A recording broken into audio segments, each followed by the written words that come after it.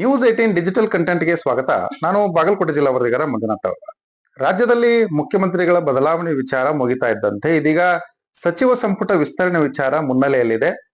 ಯಾರೆಲ್ಲ ಶಾಸಕರು ಮತ್ತೆ ಸಚಿವರಾಗಿ ಆಯ್ಕೆ ಆಗ್ತಾರೆ, ಹೊಸವರಿಗೆ ಯಾರಿಗೆ ಅವಕಾಶ ಸಿಗುತ್ತೆ ಅನ್ನುವಂತಹ ಕುತೂಹಲ ರಾಜ್ಯದಲ್ಲಿ ಮನೆ ಮಾಡಿರೋದ್ರಿಂದಾಗಿ ಅದರ ಜೊತೆಗೇನೆ ಆಯಾ ಶಾಸಕರುಗಳ ಅಭಿಮಾನಿಗಳು, ಕಾರ್ಯಕರ್ತರುಗಳು ತಮ್ಮ ತಮ್ಮ ನಾಯಕರಿಗೆ ಮಂತ್ರಿ ಸ್ಥಾನವನ್ನು ನೀಡಬೇಕು ಅನ್ನುವಂತ ಹಿನ್ನೆಲೆಯಲ್ಲಿ ಒತ್ತಡವನ್ನ ಇರುವಂತದ್ದು, ಸುದ್ದಿಗೋಷ್ಠಿಗಳನ್ನು ನಡೆಸುವಂತದ್ದು, ಹೋರಾಟವನ್ನು ನಡೆಸುವಂತದ್ದು ಕೂಡ ನಡೀತಾ ಇದೆ.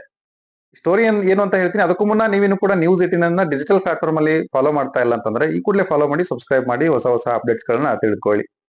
ಬಾಗಲಕೋಟೆ ವಿಚಾರಕ್ಕೆ ಸಂಬಂಧಪಟ್ಟಂತೆ ನೋಡುವಂತ ಸಂದರ್ಭದಲ್ಲಿ ಬಾಗಲಕೋಟೆ ಜಿಲ್ಲೆಯಲ್ಲಿ 5 ಜನ ಕಾಂಗ್ರೆಸ್ನ ಶಾಸಕರಿದ್ದಾರೆ. 5 ಜನರಲ್ಲಿ ಇದೀಗ 3 ಶಾಸಕರ ನಡುವೆ ಪೈಪೋಟಿ ನಡೆದಿದೆ. ಅದರ ಜೊತೆಗೇನೆ ಒಬ್ರು ವಿಧಾನ ಪರಿಷತ್ ಸದಸ್ಯರು ಈ ಹಿಂದೆ ತೇರದಾಳ ಕ್ಷೇತ್ರದಿಂದ ಶಾಸಕರಾಗಿ ಆಯ್ಕೆಯಾಗಿದ್ದಂತಹ ಉಮಾಶ್ರೀ ಅವರು.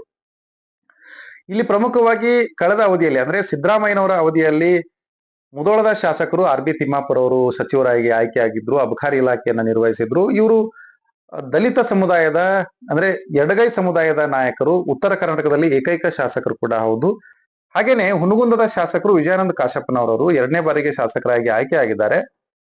ಲಿಂಗಾಯತ ಪಂಚಮಸಾಲಿ ಸಮುದಾಯದ ಕೋಟಾದ ಅಡಿಯಲ್ಲಿ ಅವರು ಏನು ಮಂತ್ರಿ ಸ್ಥಾನವನ್ನ ಕೇಳ್ತಾ ಇದ್ದಾರೆ. ಅವರ ಅಭಿಮಾನಿಗಳು ಮತ್ತು ಅವರ ಬೆಂಬಲಿಗರು ಕೂಡ ಈಗಾಗಲೇ ಬೀದಿಯಲ್ಲಿ ಪ್ರತಿಭಟನೆ ನಡೆಸುವ ಮೂಲಕ ಹೈಕಮಾಂಡ್ ಮೇಲೆ ಒಂದು ಒತ್ತಡವನ್ನ ಹೇರುವಂತಹ ತಂತ್ರವನ್ನ ಮಾಡಿದ್ದಾರೆ. ಅದೇ ರೀತಿಯಾಗಿ ಬೀಳಿಗೆಯ ಶಾಸಕರಾಗಿರುವಂತಹ JT ಪಾಟೀಲ್ ಅವರು 4 ಬಾರಿ ಶಾಸಕರಾಗಿ ಆಯ್ಕೆ ಆಗಿದ್ದಾರೆ. ಈ ಹಿಂದೆನೆ ಅಂದ್ರೆ ಸಿದ್ದರಾಮಯ್ಯನವರ ಅವಧಿಯಲ್ಲಿನೇ ಸಚಿವರು ಆಗ್ಬೇಕು ಅನ್ನುವಂತಹ ಒಂದು ನಿರೀಕ್ಷೆನ ಇಟ್ಕೊಂಡಿದ್ರು ಮತ್ತು ಅವಕಾಶ ಸಿಗುತ್ತೆ ಅನ್ನುವಂತ ಭರವಸೆಯಲ್ಲಿದ್ರು. ಆದ್ರೆ ಕೊನೆ ಗಳಿಗೆಯಲ್ಲಿ ಅವರಿಗೆ ಸಚಿವ ಸ್ಥಾನ ನೀಡಲಾಗಿಲ್ಲ. ಬದಲಿಗೆ ಅವರು ಹಟ್ಟಿ ಚಿನ್ನದ ಗಣಿಯ ನಿಗಮದ ಅಧ್ಯಕ್ಷರಾಗಿ ಕಾರ್ಯವನ್ನು ನಿರ್ವಹಿಸಿದ್ದಾರೆ. ಇನ್ನು ಮತ್ತೊಂದು ಸೇರ್ಪಡೆ ಅಂತಂದ್ರೆ ಉಮಾಶ್ರೀ ಅವರ ಬೆಂಬಲಿಗರು ತೇರದಾಳ ಕ್ಷೇತ್ರದಲ್ಲಿ ಒತ್ತಾಯವನ್ನ ಮಾಡ್ತಾ ಇದ್ದಾರೆ. ಇನ್ನು ಈ ಒಂದು 4 ಜನರು ಬಾಗಲಕೋಟೆ ಜಿಲ್ಲೆಗೆ ಸಂಬಂಧಪಟ್ಟಂತೆ ಒಟ್ಟು 4 ಜನರ ಮಧ್ಯೆ ತೀವ್ರವಾದಂತಹ ಪೈಪೋಟಿ ಕಂಡು ಬರ್ತಾ ಇದೆ. ಇಲ್ಲಿ ಪ್ರಮುಖವಾಗಿ RB ತಿಮ್ಮಾಪುರ ಅವರಿಗೆ ಮತ್ತೊಮ್ಮೆ ಅವಕಾಶ ಸಿಗುತ್ತೆ ಅನ್ನುವಂತಹ ಚರ್ಚೆ ಒಂದ್ ಕಡೆ ನಡೀತಾ ಇದ್ರೆ, ಹೊಸ ಮುಖಗಳಿಗೆ ಮಣೆ ಹಾಕುವ ದೃಷ್ಟಿಯಿಂದಾಗಿ ಮತ್ತು ಲಿಂಗಾಯತ ಪಂಚಮಸಾಲಿ ಸಮುದಾಯದಲ್ಲಿ ವಿಜಯಾನಂದ ಕಾಶಪ್ಪನವರು 2A ಮೀಸಲಾತಿ ಹೋರಾಟದ ವಿಚಾರದಲ್ಲಿ ಮುಂಚೂಣಿಯಲ್ಲಿದ್ರು. ಆ ಒಂದು ಹೋರಾಟದ ಮೂಲಕವೇ ರಾಜ್ಯದಲ್ಲಿ ಪಂಚಮಸಾಲಿ ಸಮುದಾಯದ ನಾಯಕರಾಗಿ ಗುರುತಿಸಿಕೊಂಡಿದ್ದಾರೆ. ಆ ಹಿನ್ನೆಲೆಯಲ್ಲಿ ಒಂದು ಸಮುದಾಯಕ್ಕೆ ಪ್ರಾತಿನಿಧ್ಯ ಕೊಡುವಂತ ಹಿನ್ನೆಲೆಯಲ್ಲಿ ಕಾಶಪ್ಪನವರವರಿಗೆ ಅವಕಾಶವನ್ನು ಕೊಡ್ತಾರೆ ಅನ್ನುವಂಥದ್ದು ಚರ್ಚೆ ಕೂಡ ಇದೆ. ಅದರ ಜೊತೆಗೇನೆ JT ಪಾಟೀಲ್ ಅವ್ರಿಗೂ ಕೂಡ ಹಿರಿತನದ ಆಧಾರದ ಮೇಲೆ ಮತ್ತು ಲಿಂಗಾಯತ ರೆಡ್ಡಿ ಸಮುದಾಯದ ಕೋಟಾದ ಅಡಿಯಲ್ಲಿ ಸಿಗುತ್ತೆ ಅನ್ನೋ ನಿರೀಕ್ಷೆ ಇದೆ. ಒಟ್ಟಿನಲ್ಲಿ ಈ ಒಂದು 3 ಜನರ ನಡುವೆ ಒಂದ್ ಕಡೆ RB ತಿಮ್ಮಾಪುರ ಅವರು, ಮತ್ತೊಂದ್ ಕಡೆ ವಿಜಯಾನಂದ ಕಾಶಪ್ಪನವರವರು ಮತ್ತು JT ಪಾಟೀಲ್ ಅವರು, ಈ 3 ಜನರ ನಡುವೆ ತೀವ್ರವಾದಂತಹ ಪೈಪೋಟಿ ಇರೋದ್ರಿಂದಾಗಿ ಯಾರಿಗೆ ಸಚಿವ ಸ್ಥಾನ ಸಿಗುತ್ತೆ ಅನ್ನುವಂಥದ್ದು ಕುತೂಹಲ ಇದೆ. ಇದರ ನಡುವೆನೇ ಇದೀಗ ಬಾಗಲಕೋಟೆ ಜಿಲ್ಲೆಯ ಕಾಂಗ್ರೆಸ್ನ ಕೆಲ ಪದಾಧಿಕಾರಿಗಳು ಜಿಲ್ಲಾ ಮಟ್ಟದಲ್ಲಿ ಅಥವಾ ರಾಜ್ಯ ಮಟ್ಟದಲ್ಲಿ ಜವಾಬ್ದಾರಿಯನ್ನು ಹೊಂದಿರುವಂತವ್ರು ಒಂದು ದಿನ ಬಂದು RB ತಿಮ್ಮಾಪುರ ಅವರು ಸಚಿವರಾಗಬೇಕು, ಅವರಿಗೆ ಸಚಿವ ಸ್ಥಾನ ನೀಡಲೇಬೇಕು ಅನ್ನುವಂತ ಬೇಡಿಕೆಯನ್ನ ಇಡ್ತಾರೆ. ಮಾರನೇ ದಿವಸ ಬಂದು ವಿಜಯಾನಂದ ಕಾಶಪ್ಪನವರು ಸಚಿವ ಸ್ಥಾನ ಅರ್ಹರಿದ್ದಾರೆ, ಅವರಿಗೆ ಕೊಡಬೇಕು ಅನ್ನುವಂತ ಬೇಡಿಕೆಯನ್ನ ಇಡ್ತಾರೆ. ಮತ್ತೊಂದು ದಿವಸ ಬಂದು JT ಪಾಟೀಲ್ ಅವರ ಹೆಸರು ಇರ್ತಾರೆ. ಈ ರೀತಿಯಾಗಿ ದಿನಕ್ಕೊಬ್ಬರ ಹೆಸರುಗಳನ್ನ ಹೇಳುವ ಮೂಲಕ ಆಯಾ ಕ್ಷೇತ್ರದ ಕಾರ್ಯಕರ್ತರು ಮತ್ತು ಅಭಿಮಾನಿಗಳು ಮಾಡುವಂತದ್ದು ಸಹಜ. ಆದ್ರೆ ಪಕ್ಷದ ಜವಾಬ್ದಾರಿ ಇರುವಂತವ್ರು ಯಾವುದೇ ರೀತಿಯಾಗಿ ವ್ಯಕ್ತಿ ಪೂಜೆಯನ್ನ ಮಾಡಬಾರ್ದು, ಅವರು ಪಕ್ಷ ಪೂಜೆಯನ್ನ ಮಾಡ್ಬೇಕು ಅನ್ನುವಂತ ಹಿನ್ನೆಲೆಯಲ್ಲಿ ಕಾಂಗ್ರೆಸ್ಸಿನ ಹೈಕಮಾಂಡ್ ಸ್ವತಃ AICC ಅಧ್ಯಕ್ಷರೇ ಎಚ್ಚರಿಕೆಯನ್ನ ನೀಡಿದ್ರು. ಇತ್ತೀಚೆಗಷ್ಟೇ ಒಂದು KPCC ಕಚೇರಿಯಲ್ಲಿ ನಡೆದಂತ ಒಂದು ಕಾರ್ಯಕ್ರಮದಲ್ಲಿ ಎಚ್ಚರಿಕೆ ನೀಡಿದ್ರು. ಅದು ಮಾಧ್ಯಮಗಳಲ್ಲೂ ಕೂಡ ಬಂದಿತ್ತು, ಸಾಮಾಜಿಕ ಜಾಲತಾಣದಲ್ಲಿ ಕೂಡ ಸಾಕಷ್ಟು ವೈರಲ್ ಆಗಿತ್ತು.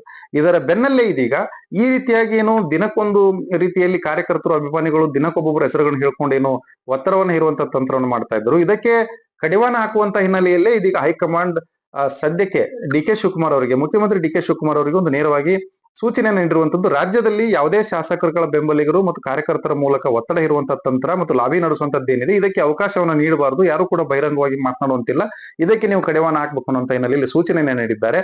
ಅದೇ ಹಿನ್ನೆಲೆಯಲ್ಲಿ ಈಗ ಆಂತರಿಕವಾಗಿ ಸಹಜವಾಗಿ ಅವರವರಿಗೆ ಈ ಒಂದು ವಿಚಾರ ಅವರಿಗೆ ಮುಟ್ಟಿರೋದ್ರಿಂದಾಗಿ ಅಥವಾ ತಲುಪಿರೋದ್ರಿಂದಾಗಿ ಸದ್ಯಕ್ಕೆ ಈಗ ಏನು ಬಹಿರಂಗವಾಗಿ ಏನು ಬೇಡಿಕೆಗಳಿತ್ತು ಅವು ಯಾವುದು ಕೂಡ ಕಂಡು ಬರ್ತಾ ಇಲ್ಲ.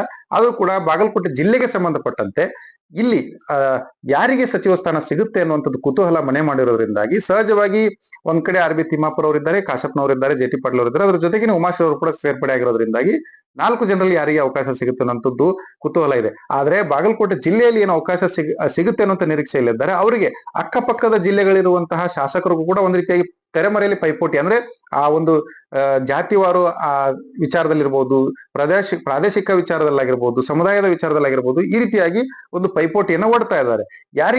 ಒಬ್ಬರಿಗೆ ಅವಕಾಶ ಸಿಕ್ಕಂತ ಸಂದರ್ಭದಲ್ಲಿ ಮತ್ತೊಬ್ಬರಿಗೆ ಅವಕಾಶ ಇಲ್ಲಿ ಸಹಜವಾಗಿ ತಪ್ಪುವಂತದ್ದು ಇದೇ ಇರುತ್ತೆ.